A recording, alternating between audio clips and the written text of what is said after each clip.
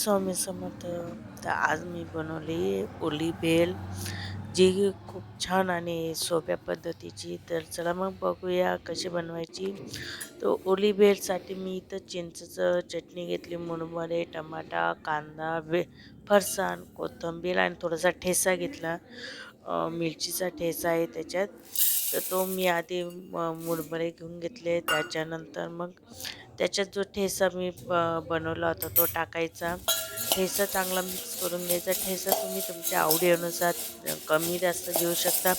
मी अर्धा चम्मच घेतला कारण की खूप तिखट होऊन जातो मग नंतर. त्यानंतर मग आपले जे बाकीचे वस्तू आहे ते टाकायचं, पण ठेचा चांगला मिक्स करून घ्यायचा. नंतर मग टमाटा, कांदा, जो फरसाण आहे आपला तो फरसाण टाकायचा, कोथिंबीर टाकायची आणि ते हे चांगलं मिक्स करून घ्यायचं आधी आणि त्यानंतर मग बाकीचं साहित्य टाकायचं. बाकी नंतर कोथिंबीर टाकून पण चांगलं मिक्स करून घ्यायचं आणि जे आपलं चिंचची चटणी आपण घेतलेली चिंचची ते बनवलेली ती टाकायची. ही चिंचची चटणी बी कशी बनवायची तोही व्हिडिओ नक्की तुम्हाला अगर शिकायचं असेल तर तसं मला कमेंट करून सांगा. मी तुम्हाला नक्की तो व्हिडिओ टाकेल. ती चटणी पण मस्तपैकी असं तुमच्या आवडीनुसार ती आंबट गोड किती तुम्हाला पाहिजे त्या हिशोबाने तुम्ही टाकू शकता.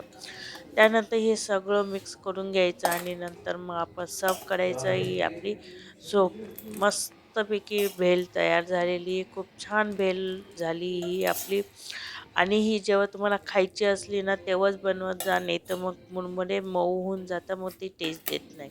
त्यानंतर वरून डेकोरेशनसाठी शेव टाकायची आणि ही आपली भेळ तयार आहे. तुम्ही नक्की ट्राय करा. हे बघा खूप छान तिखट, आंबट, गोड मस्तपैकी हे झाली. चला मग मी त्यांना देऊन येते. नंतर मग अजून तुम्हाला दाखवते.